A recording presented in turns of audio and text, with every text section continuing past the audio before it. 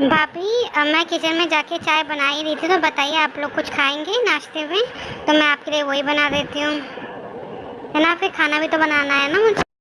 अरे वाह वाह छोटी, कुछ भी कहो, ऐसी नंद किसी को मिलती नहीं है जैसे तू है। हमारी हमारी हर एक जिद को सलाखों पर रखती है। भगवान करे सारी भाभी को तेरी जैसी नंद मिले। हाँ अंकिता, देखना हमें आए हुए 4 साल हो चुके हैं, लेकिन ऐसा हो सकता है कि तूने हमें कोई काम करने दिया हो? अधिकतर काम तो तू ही कर लेती है। अच्छा सुन, अगर तू चाय बनाने जा ही रही है तो आज ना मुझे ब्रेड पकौड़े खाने का मन है। ठीक है भाभी, आप लोग अपने कमरे में जाओ, मैं खाना बना देती हूँ, नाश्ता बना देती हूँ और फिर मैं आपके कमरे में आपको दे जाऊँगी। ये है अंकिता, जिसकी 2 भाभियाँ हैं जो उससे बड़ी हैं, सुशीला और चांदनी। सुशीला और चांदनी ऑर्डर देने के बाद अपने कमरे में आके बातें करने लगी। कैसी लड़की है दीदी, ये बताओ, 4 साल से हमें हमें आए हुए हो गया। ऐसा नहीं है कि चले ये हमें ऑर्डर दे, हमें इसे ऑर्डर देना पड़ जाता है। सुशीला और चांदनी वैसे तो अच्छे घर से बिलोंग करती थी, पर वह दोनों ही कामचोर थी। अरे तो दीदी हमें क्या करना है, करन दो काम जब तक कर रही है। वैसे भी देखो है इसका काला रंग, कौन ही शादी करेगा? हाँ चांदनी, क्या तो तू सही भी है। बताओ कितने सालों से भाई इसके ट्राई कर रहे हैं, शादी हो जाए हो जाए हो जाए, अभी तक शादी नहीं हो रही है। अरे कैसे शादी होगी? आरती जब 5 साल की थी तभी उसके मम्मी पापा की डेथ एक कार एक्सीडेंट में हो गई। उसके बाद उसके तीनों भाई रमेश, सुरेश और अमित ने ही उसे पाला है। रमेश और सुरेश की तो शादी हो चुकी थी, लेकिन अमित की शादी नहीं हुई थी। एक दिन अमित भी अपनी मनपसंद लड़की से शादी करके घर आ जाता है और फिर अरे वाह भैया, भाभी तो बहुत ज़्यादा सुंदर है, किसी की नज़र ना लगे। हमारी दोनों बड़ी भाभियाँ भी बहुत सुंदर हैं और अब तो छोटी वाली भाभी भी आ गई, हमारा पूरा परिवार कंप्लीट हो गया। आओ आओ भाभी, बहुत सुना है तुम्हारे बारे में। अमित जी ने काफ़ी कुछ बताया है कि मेरी बहन ये ऐसी है, मेरी बहन इतनी अच्छी है समथिंग। तो अब आई हूँ तो देखूंगी भी कि आप कैसे हो। बस थैंक यू कि आपने मेरा इतना अच्छा वेलकम किया। फिर अमित और चंचल अपने कमरे की ओर चले जाते हैं और अमित, तुमने कहा कि तुम्हारे 2 बड़े भाई हैं, उनकी शादी भी हो चुकी है, तो मेरा वेलकम करने के लिए सिर्फ अंकिता आई, दोनों भाभियाँ क्यों नहीं आई? वैसे वो कहाँ, यहाँ नहीं रहती क्या? चंचल, अब तुझसे क्या ही छुपाऊं। मेरी भाभियाँ यही रहती है, पर सिर्फ अपने कमरे में ही घुसी रहती हैं। अधिकतर काम मेरी बहन अंकिता ही करती है। उसका रंग का सांवला है ना, तो उसके लिए शादी के लिए रिश्ते आ ही नहीं रहे हैं। अरे पर ये तो गलत है ना, वो तो नंद है इस घर की और 2 भाभी के होते हुए भी वो काम करती है, वो भी सारा काम करती है, मैं देख रही हूँ। चंचल को अंकिता का इतना सारा काम करना समझ नहीं आ रहा था। उसने अपने पति से बात करने की कोशिश करी, पर उसको वो एक ऐसा जवाब नहीं मिला जो वो सुनना चाहती थी।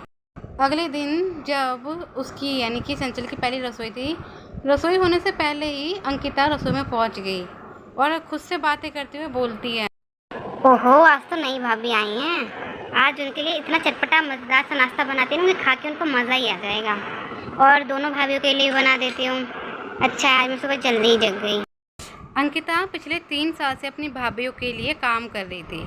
वह उन्हें कुछ भी नहीं बोलती, क्योंकि वह जानती थी कि नंद भाभीयों के लिए बोझ होती हैं। तो उसने चाहा कि जब तक वो यहाँ पे है तब तक वो अपनी भाभी को खुश करके रखे।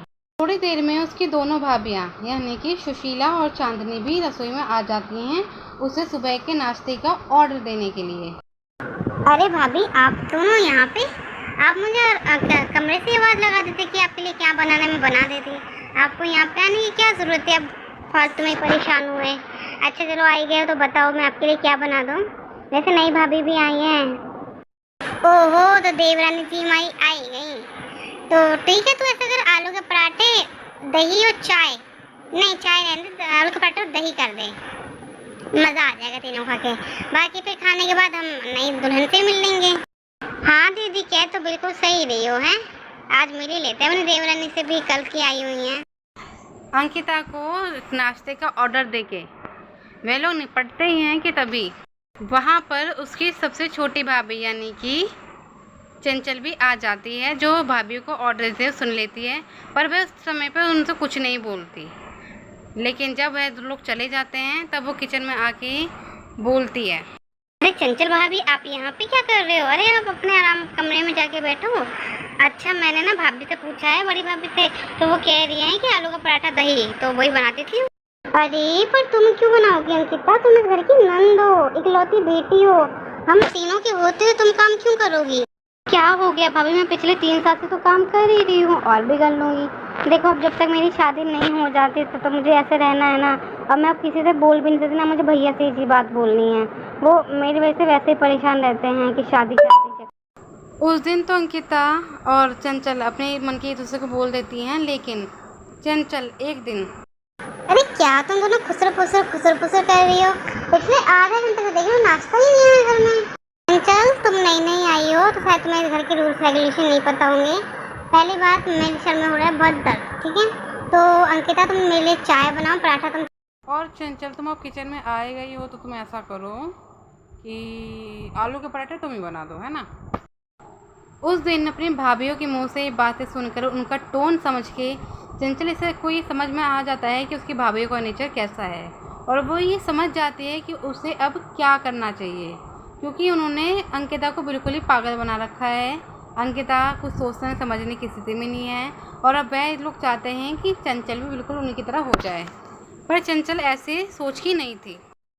मुझे कुछ करना पड़ेगा। यहाँ पे तो भाभीयों ने बिल्कुल ही पागल बना रखा है अंकिता का, और अगर ये लोग कुछ नहीं करेंगे उनके भाई तो फिर अंकिता का क्या होगा? मैं कुछ सोच तो रही हूँ, वही करती हूँ। उस दिन कमरे में चंचल कम से कम 3 घंटे तक बंद रही। सबको लगा कि चंचल उन्हीं की तरह होने लगी है, लेकिन ऐसा नहीं था। वह कुछ सोच रही थी, और जो उसने सोचा वो उसने करा भी। अगले ही दिन, क्या हुआ चंचल, क्या हुआ अंकिता, तुम लोगों ने मुझे यहाँ पे क्यों बुलाया? एक तो यहाँ पे इतनी गर्मी है, ऊपर से तुम लोग हमें एसी से दूर कर रहे हो। चंचल तुम्हें समझ में नहीं आती क्या? एक बार मैंने बोला ना कि हमारे घर की लाइफ के मैटर में इंटरफेयर मत करो। Why are you interfering in our life? भाभी मैं इंटरफेयर थोड़ी कर रही हूँ। देखो आप ही लोगों ने कहा ना कि अंकिता की शादी नहीं होती क्योंकि उसका रंग साफला है, तो आप लोग चाहते हो कि वो सब कुछ सीख जाए घर वर, है ना। तो मैंने आपकी बातों पे विचार किया।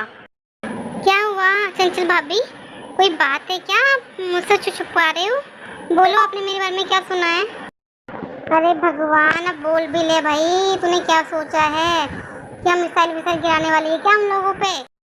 अंकिता मेरे चाचा का लड़का है सुनील, वो भी शादी के लिए लड़के ढूंढ रहा है, सुशील और संस्कारी। तो मैं चाहती हूँ कि तू उससे शादी कर ले, ठीक है? वो तुझे खुश भी रखेगा और बहुत अच्छा भी है।